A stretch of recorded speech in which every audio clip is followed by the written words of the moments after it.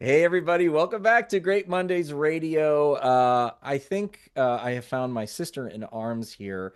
Aoife O'Brien is the host of the Happier at Work podcast, and if there isn't a better pair to Great Mondays, I can't imagine what it would be. With a master's in organizational behavior and deep experience in market research, Aoife created Happier at Work, a consultancy helping leaders understand what people really need to stay, grow, and contribute at their best. And now she's an author. Her new book is out, Thriving Talent: How Great Leaders Drive Performance, Engagement, and Retention. Aoife O'Brien, all the way from Ireland. Thank you so much for coming on Great Mondays Radio. Thanks so much for having me, Josh, and for that amazing introduction. You're welcome. You're welcome. Well, I think one of the questions I always like to think about when I see a book or talk to somebody about writing a book is, why did you have to do it? And it is not an easy thing to do, and so it just takes a lot of energy and effort. So you have to have this kind of really roaring internal fire to like finally be break into song in the form of printed pages in our digitally abundant world. So when we are talking about this and your motivation, tell me what wasn't being said, what was missing that you're like, I am going to spend a year or more hold up writing a thing, right? Like, why did you have to do this?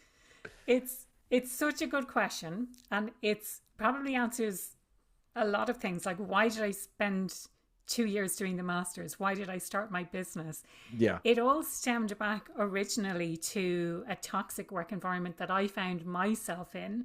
This was a place where I joined, and within 2 months, people were coming up to me and asking me questions, people who Mm, had been there for years. mm, So, on paper, it looked like I was doing really well and I was pleased with myself, and I was promised the elusive promotion to director level. So, I was happy with my progression. mm-hmm. And that promotion never materialized. And I watched as it wasn't communicated to me, and I watched the managers in front of my desk gathering for their weekly meeting that I couldn't attend because I hadn't been promoted. Like, there was all of these things going on for me. And from that, I started asking questions. I started asking things like, what could I have done differently? What should leaders have done differently? What should HR have done differently? Mm-hmm. And that became the basis for the work that I do now. So it was out of that frustration that this thing came to life. I didn't have a background in HR or culture or anything, but I had a deep curiosity about understanding Mm. what makes us feel good at work. Yeah. That's great. I mean, I think a lot of people come to culture in that same way, and they experience a either a bad culture or a good culture, and understand the difference between the two, and that learned Mm. experience, right? You or I or any professor could yap at you about the importance of culture, but until you actually feel it, like really feel it, for good or ill, it just doesn't live, right? It just does. You don't get it. It feels Mm. like, to me. uh Yeah. And so I yeah. think, well, I was going to say, I think it was exacerbated by the fact that I had always come from cultures that I excelled in and that I really enjoyed. Yeah. And I took it for granted. I think when you're in a positive culture, you don't know you're in a positive culture until you go into a negative culture and you realize the Mm-hmm. stark difference Mm-hmm. between what it means to really be thriving and feeling fulfilled through the work that you do, Mm-hmm. which, by the way, has an impact on the rest of our lives as well. You know, Mm-hmm. when you're happy at work, you're happy elsewhere, you have good health and you have good relationships. When you're not happy at work, when you're left thriving, or when you're left surviving and floundering in Crying, a role and crying, crying, yes, and yeah, I definitely surviving, found not myself thriving. doing that on more than one occasion. But yeah, it has a negative impact on all aspects of our lives. Yeah, I couldn't agree more. Let's start with, I mean, the book is states, right up front about like this promise of thriving, but you're arguing that thriving isn't about motivation, it's not about perks, but about setting the conditions or redesigning the Yeah. conditions of the systems. What do you think is the thing that leaders often get unintentionally incorrect? Like, what are they? Because there is this like it just I don't believe that people are trying to be bad at it. They just Hmm. aren't doing it well. So where do you land on that? What have you Yeah. seen?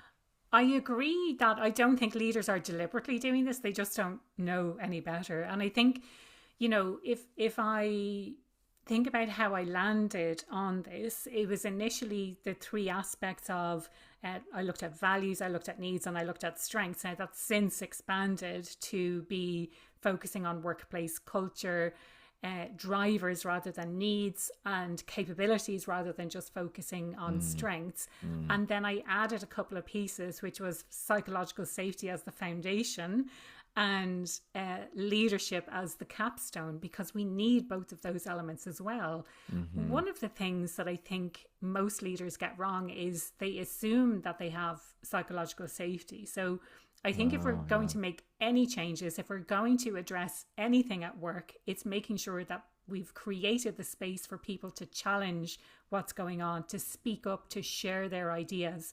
And I think we often assume that we have that because that's the default. We just think that we have it.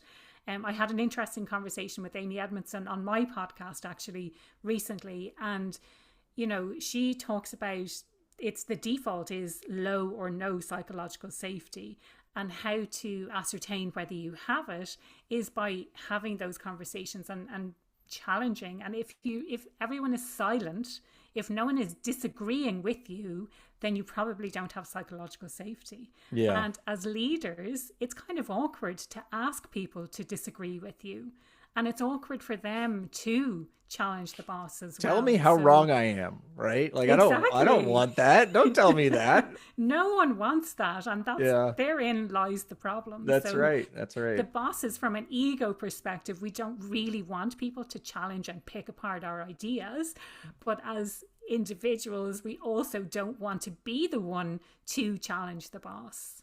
What you're describing is it just occurred to me, it's almost like the default state uh in many cultures, maybe capital C cultures across the world, is a reverence or respect for the hierarchy. Hmm. And the way that you're describing this symptom of not being able to challenge is the like the standard state. If you don't do anything, that is going to be the case. Yeah. And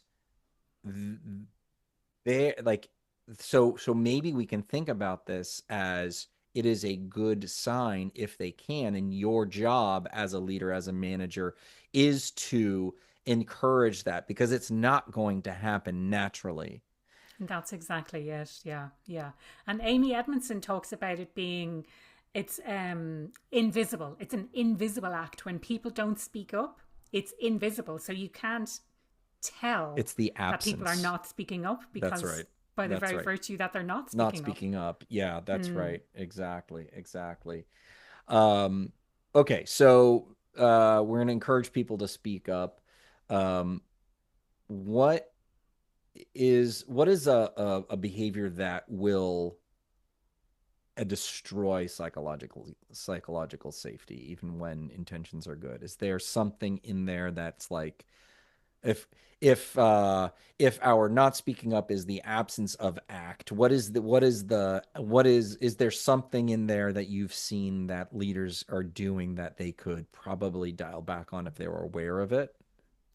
I have two examples to share with you, Josh. One is a very personal example, happened to me. Hmm. I was reasonably new into a role and I was working alongside a colleague. She wasn't my boss or anything like that.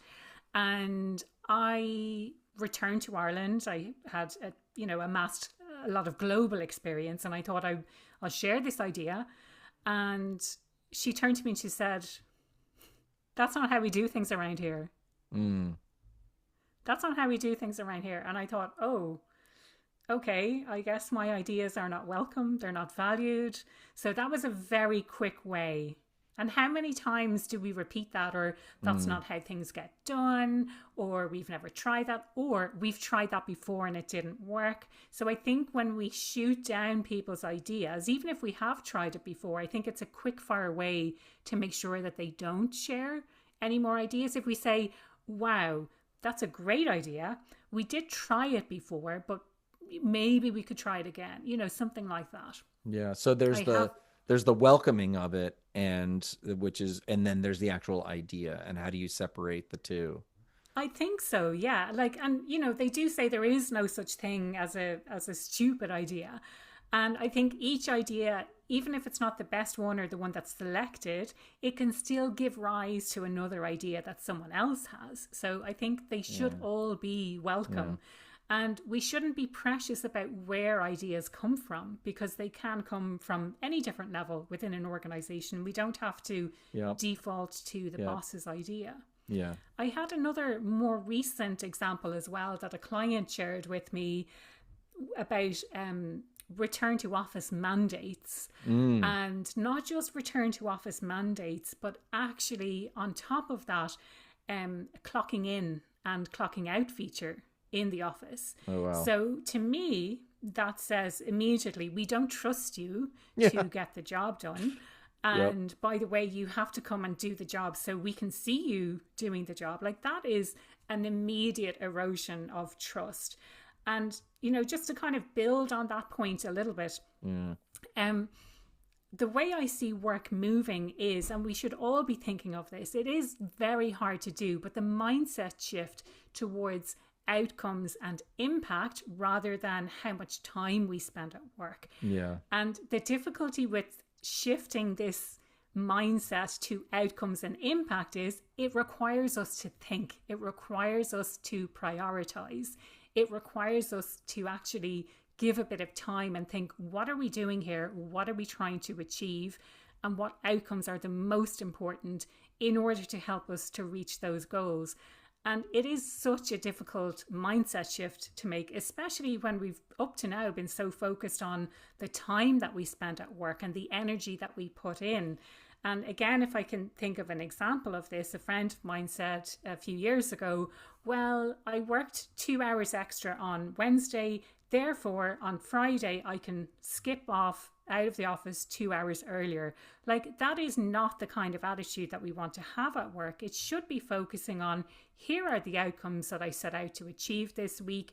And if I've achieved those outcomes by Thursday, fantastic. Maybe I don't need to work on Friday, or maybe I move on to my next set of priorities. But it shouldn't be about Yeah. the number of hours that we work. But like I say, this is such a difficult mindset shift to make. We've been doing it for so many years. It is a real, it is a concerted effort. And I would frame it up as it forces you to be more strategic Yes. with how you're working. And it feels today like there's so much pressure to tick the boxes to get things done. Even going back to your, I think one of the motivations of we don't, like your idea is not accepted. You're like, I don't have time for new ideas. We're just trying to get the old ideas implemented, right? Yeah. So if you have to zoom out and you go, okay, take a deep breath. What am I trying to achieve? Then you're going to have more of that autonomy and thoughtful approach. Mm. And so it's hard enough as an individual, and I'll expand that to even a team, right? Or like, man, you're like, how are we all going to do this together? So that's, Yeah. it is a real big change. One of the other pieces that I think is really interesting, and it's a challenge that I have seen time and time again, is this um, an idea that you challenge in the book, which is that a lot of leaders think about focusing on the people stuff will slow performance down. what's happening here? Why are leaders misunderstanding that trait, or think about, they're even thinking about it like a trade-off, right? If we're doing this, we can't do this over here. It's going to slow Mm, us down. We've yeah. got some shit to do. See above, right? Yeah. See the list of things I have that I'm investing all of my time in. I think Exactly. leaders have that big challenge, and interestingly, one of my clients a few years ago, their big underlying question was, as leaders, how much time should we split between the day to day role and the people stuff? And like my response was kind of, it's sort of like a piece, how long is a piece of string? There's no hard and fast rule about how much time you spend. And I understand that with people management comes the responsibility of meetings, the building relationships, the administration, and dealing with people's stuff as and when it comes about. So there's all of that stuff as well. Mm. But I think the people side of business, and I didn't understand this until I got into this world. Like when I worked in corporate, I thought that's HR's problem. That's why the questions running through my head were, why aren't HR stepping in? Why aren't they doing something? Why aren't they But doing I their think job? it's Right? why am I doing HR's job as well as my own job? Management issues, that's something that HR can deal with. Yeah, It's like, yeah, no, yeah. it's not. That actually rests with us as leaders. So yeah, I think we assume that it's going to take an awful lot of time when in fact what we could do is change how we're doing certain things. So if I think about meetings, like when I think about the kinds of meetings I had with my teams when I worked in corporate, they weren't really that effective. It was kind of like, here's a task update. But if I instead had used that as an opportunity to understand a little bit more about them, the kinds of things that drive them at work, the kinds of things that really light them up, the kinds of things that they would like to try more of, the things they enjoy most about their role, if we can switch up to focus, and maybe it's a change of lens rather than an additional input of time, just change the way we think about these things, and open our eyes a little bit to the talent that we have around us and how to Mm. activate that a little bit more. Well, let's talk about the talent around us. One of the parts of your one of the pillars is this idea of capabilities. Mm, And when I first opened the book, I was surprised to see that term. I don't know, I can't tell you why I was surprised, but it struck me as something that I hadn't really thought through previously. mm, So what are we, what are we talking about when we're talking about capabilities? yeah. And why is this a problem? Like, there's obviously some problem that you've identified here. Let's talk about, this concept and how you got to it, and why it's continued to be so pervasive. Yeah, of course. Yeah. So when I first devised the framework, as I mentioned, the third pillar at that stage was strengths. And when I started writing the book, I thought, right, okay, I'm going to be focusing on strengths here. Hmm. And I must say, this was the most interesting chapter, the most interesting section for me to write. There's 3 chapters within this capabilities section. And I think what interests me most is it's understanding at an individual level what our strengths are. Most people are not working in their area of strength. We do not talk about strengths at work. You might have a vague idea, like that person is really good on Excel, but we don't know fundamentally Mm. what they're really good at and what they could potentially do. So there's the kind of the current performance, but then the potential at an individual level.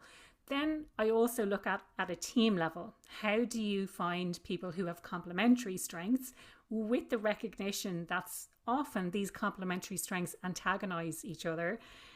So if you're working with someone, if you're like a big picture thinker and you're working with someone who's very detail oriented, you would be fantastic paired up together, but you would also antagonize each other. So it's recognizing that as well. I'm feeling But that. That feels like a very personal affront. I this mean, is a it's personal attack. I'm that's sorry, yeah, no, Josh. no, that's all right. That's all right. That's exactly right.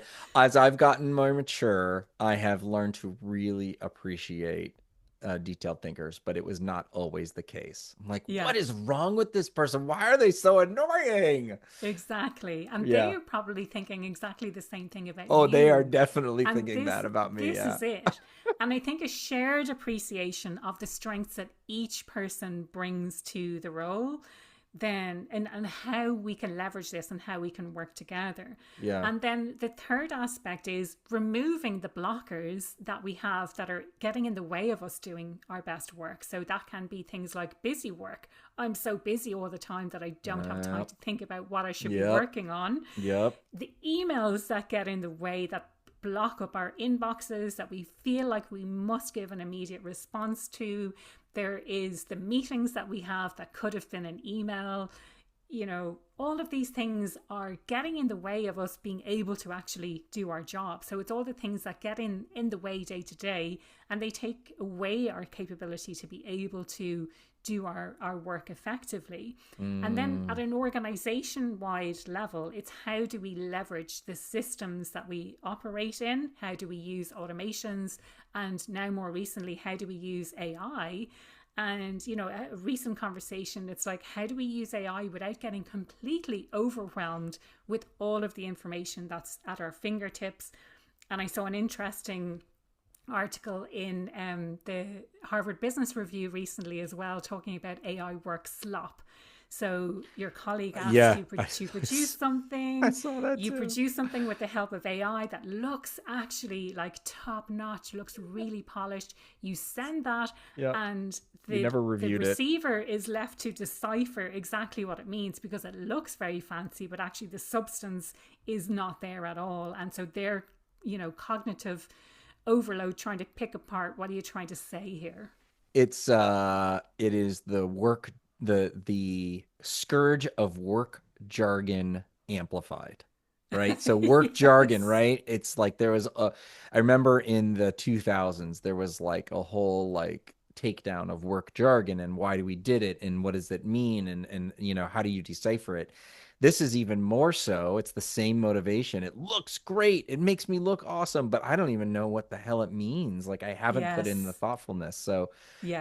that is really interesting. When the other part of this that I thought was really interesting is your connection to how you're talking about capabilities, not just job titles, which is Mm. connecting very deeply to some of the other thinking and the writing I've been doing on my other podcast, which you should check out, called The Job Market Shit Show. I Um, have checked it out yeah, already and I'm loving it so far. the Job Market Shit Show on Substack. It's this idea of I guess from your perspective, right, and my personal interest is how do you navigate? How do we? How might we?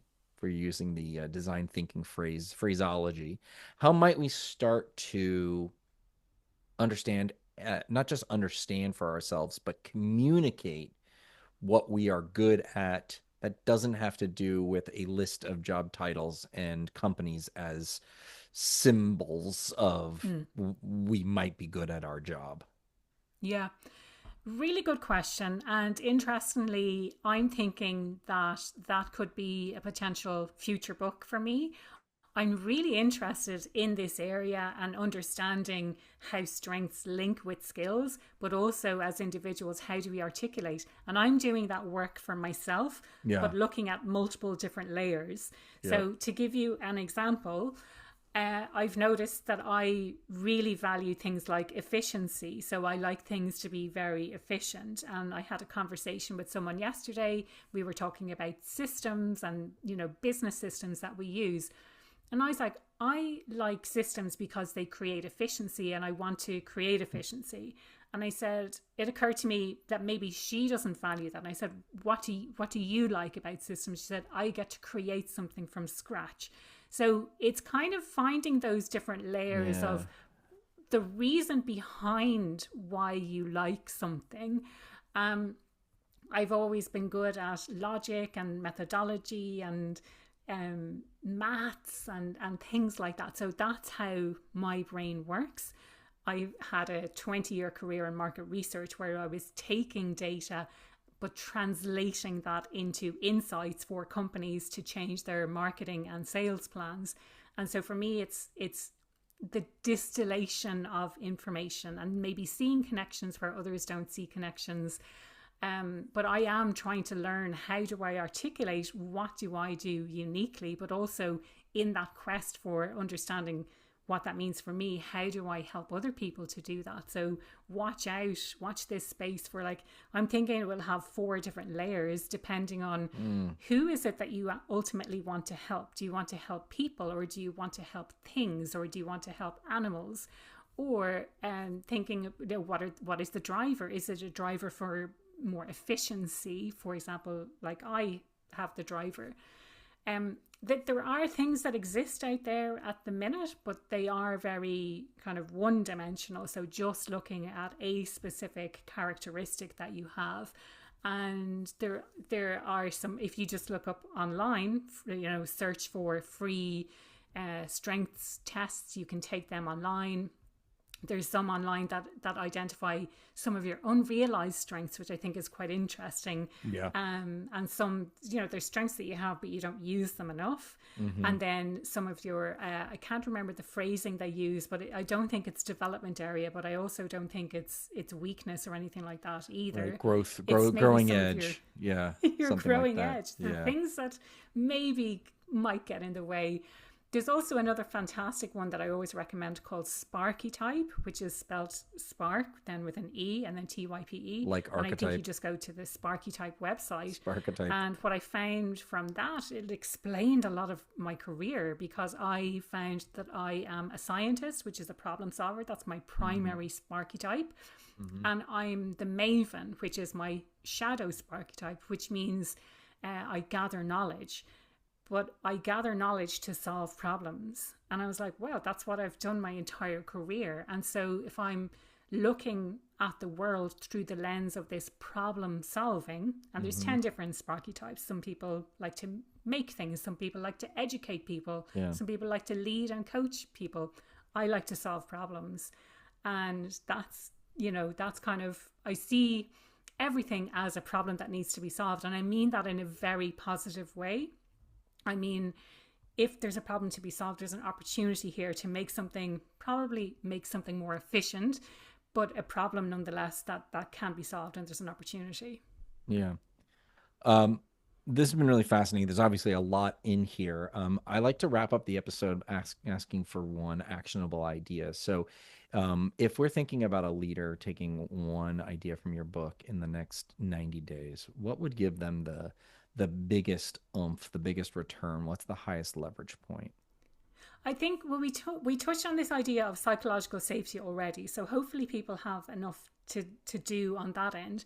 One of the other things that I think people get wrong is this idea of autonomy. We think if we just give people enough autonomy that they will be able to go and figure stuff out.